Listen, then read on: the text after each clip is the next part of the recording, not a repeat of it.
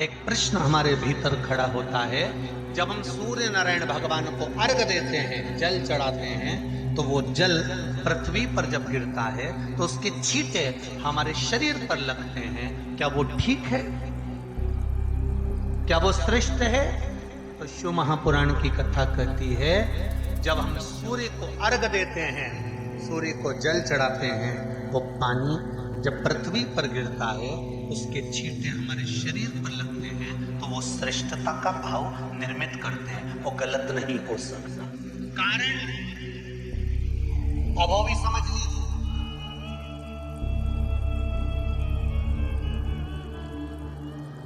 अब सूर्य नारायण भगवान को आप जल चढ़ा रहे हो, तो छींटे नहीं लगे, उसके लिए क्या स्टूल पे चढ़ के चढ़ाओगे कि कुर्सी पे चढ़ के चढ़ाओगे? अरे बोलो तो सही। अब कई लोगों के दिमाग में यह बात भरा गई कि हम भगवान को जल चढ़ाते हैं, वो हमारे शरीर में छींटे लगते हैं, जमीन पे से पानी गिरता है, वो हमारे शरीर को छींटे लगते हैं, भगवान को अच्छा नहीं लगता होगा। कौन ने कहा? पहले तो उसको पकड़ के लो।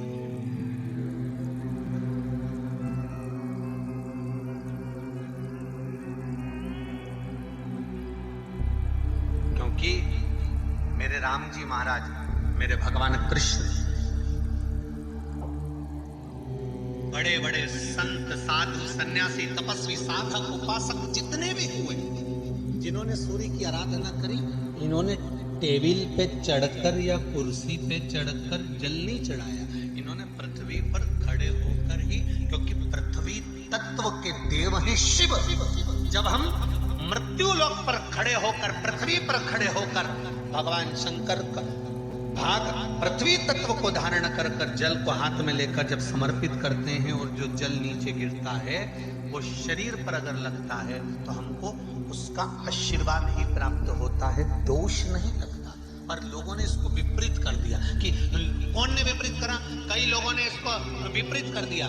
कौन ने विपरीत करा? तो जो दूसरे धर्म के लोग होते हैं, जिनको हिंदू धर्म से नफरत होती है और जो हिंदू धर्म की पूजन, सेवा, अर्चना को समाप्त करना चाहते हैं, वो धीरे धीरे धीरे धीरे कहने लगे कि सूर्य को जल चढ़ाओगे तो शरीर में लगेगा, शरीर में लगेगा तो दोष लगेगा। इसको कह कहकर घर घर में सूर्य को जल चढ़ाना लोगों ने बंद कर दिया कि आप जल चढ़ाएंगे तो दोष लगेगा, शरीर पे छींटा लगेगा, शरीर को ऐसा लगेगा।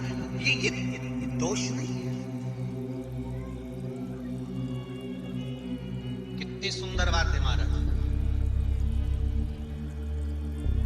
सूर्य नारायण भगवान को जब जल चढ़ाया जाता है, हाथ सिर से 8 इंच की दूरी पर होना चाहिए। जम के बोलिए, सिर से कितना ऊंचा होना चाहिए?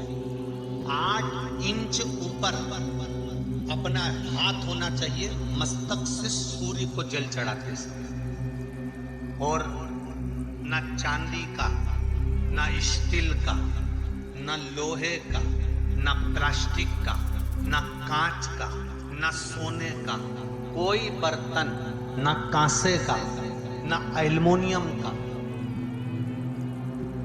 ना पीतल का, केवल एक पात्र होना चाहिए, वो है तांबे का। काय का पात्र होना चाहिए? तांबे का पात्र। और सूर्य नारायण भगवान को जब 8 इंच ऊपर तुम्हारा हस्त है, और जब हम सूर्य को जल चढ़ा रहे हैं, कैसे जल चढ़ाना है वो भी समझ लीजिए। अगर कोई कैंसर का मरीज है, जिसके चेस्ट में कैंसर आ गया हो, लेफ्ट में, राइट में कहीं पर कैंसर आ गया हो, या कोई गठान आ गई हो, तो महाराज आप जल चढ़ाते समय उस जल की धार को सूर्य भगवान को जब चढ़ा रहे हो, तो धार आपकी गठान की ओर जाना चाहिए, जिससे सूर्य की किरण उस जल में से आपके उस स्थान पर पड़े, इस जगह पर पड़े जहां पर गठान है। महाराज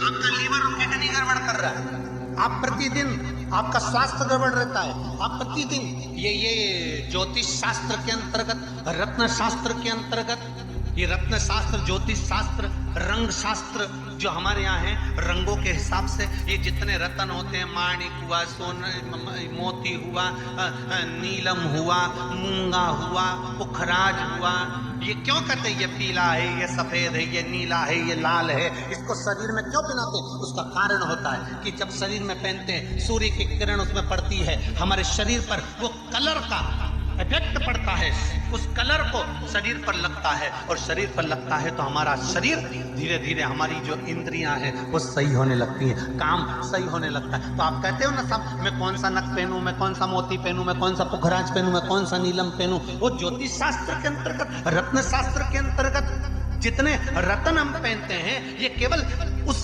किरण के लिए ही तो पहनते हैं कि जो सूर्य की किरण मिले, उस किरण का प्रभाव हमारे शरीर पर पड़े। तो इन सबसे अच्छा है कि सुबह शंकर भगवान का नाम लो, तांबा का लोटा में जल भरो, 8 इंच ऊपर सिर से हाथ होना चाहिए, और सूर्य नारायण भगवान का दर्शन साधारण नहीं, जो जल तुम चढ़ा रहे हो, वो जल की जो धार आ रही है उसमें सूर्य का दर्शन होना चाहिए, तो कैंसर की बीमारी कभी नहीं हो सकती।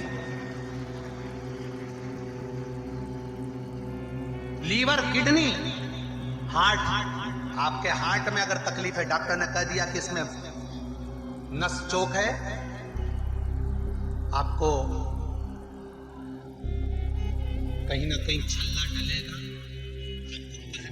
इसमें कुछ ना कुछ प्रॉब्लम आ रही है, आप सूर्य को अर्घ देना चालू कर दो, सूर्य को जल चढ़ाना चालू कर दीजिए। आप सूर्य को जल चढ़ाओ, वो जल की जो तरंग आ रही है, वो जल जो निकल कर जा रहा है, उसकी जो किरण आपके हृदय पर, आपकी छाती पर पड़ रही है, नाड़ियों में पड़ रही है, नसों में पड़ रही है, उसका बल देखो तो सही।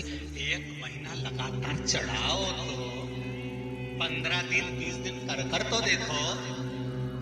क्यों राम जी महाराज जल चढ़ाते थे, क्यों भगवान कृष्ण जल चढ़ाते थे सूर्य को, क्यों दशरथ जी महाराज जल चढ़ाते थे, क्यों कश्यप ऋषि जल चढ़ाते थे सूर्य को, सारे 33 कोटि देवता, सारे ऋषिवर, साधु संत सन्यासी तपस्वी साधक उपासक सब भगवान सूर्य को अर्घ दिया करते थे। क्यों देते, किस लिए?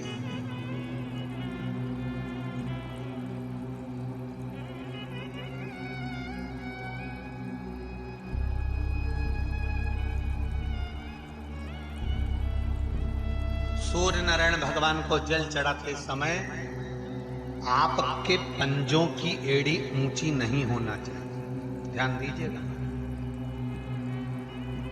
आपका पंजा पांव का पूरा की पूरा जमा होना चाहिए भूमि पर।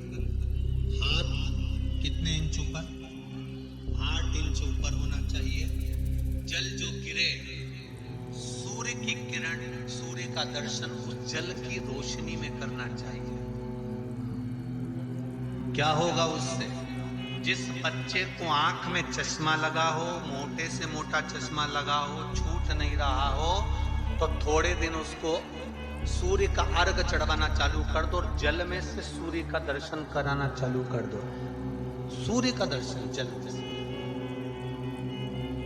2 महीना 2.5 महीना बहुत है, आंख की रोशनी बढ़ जाएगी, चश्मा हट जाएगा। आप कर देखिए। अब एक प्रश्न और खड़ा होता है सूर्य को अर्घ देने में। गुरुजी, पंचदेव पंचायत में सूर्य नारायण भगवान शंकर की पंचायत में हैं।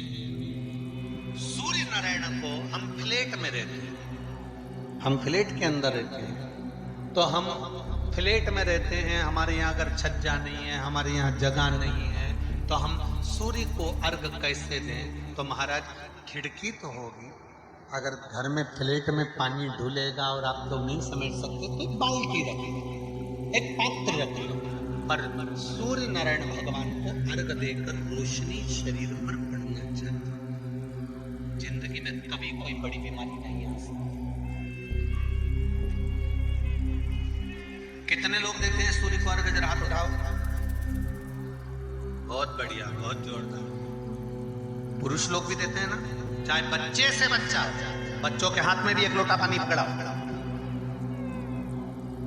घर में छोटे बच्चे हो ना, उनको तांबे का लोटा दो, पानी दो, जा बाहर खड़े हो जा, 1 लोटा पानी चढ़ा के। पहले दिन आप स्वयं बच्चे के साथ बाहर खड़ी हो, ओटले पर, घर के बाहर खड़ी हो, छत पे खड़ी हो या घर के बाहर खड़ी हो, और बच्चे से कह लो चढ़ाओ बेटा, देखो ऐसा हाथ 8 इंच ऊपर करिए, तांबे का लोटा लेकर पानी धीरे धीरे डोलना है। जैसे वो स्लो मोशन के सीन नहीं होते नाटक में, एकदम धीरे धीरे, बस नहीं तो मालूम पड़े छोरा छोरी एक साथ उंडेल के नहीं। जल चढ़ाते समय उस पानी में से सूर्य की किरण पड़ना चाहिए, सूर्य की। एक बात और कहना चाहूंगा, अगर आप लोग स्वीकार करेंगे तो, अगर कहीं आपको लगता हो कि बच्चा पढ़ने में कमजोर है, विद्या में कमजोर है, रिजल्ट अच्छा नहीं आ रहा, पढ़ने में कमजोर है, वो पढ़े अपनी जगह पढ़े, वो कार्य करे अपनी जगह करे, मेहनत करे अपनी जगह करे। बच्चों को कह दो कि कुछ समय के लिए सूर्य को अर्घ देना चालू कर। सूर्य की किरण जहां पर ब्राह्मण या हिंदू धर्म का व्यक्ति मस्तक पर तिलक लगाता है, भुकुटियों के बीच में उस सूर्य की किरण इस भुकुटी के बीच पड़ना चाहिए, परंतु पानी कम से कम ना करते हुए स्लो मोशन में धीरे धीरे गिरना चाहिए, एकदम धीरे धीरे। तो यहाँ एक रेखा सूर्य की किरण से पड़ती है। चंद्रदेव का लड़का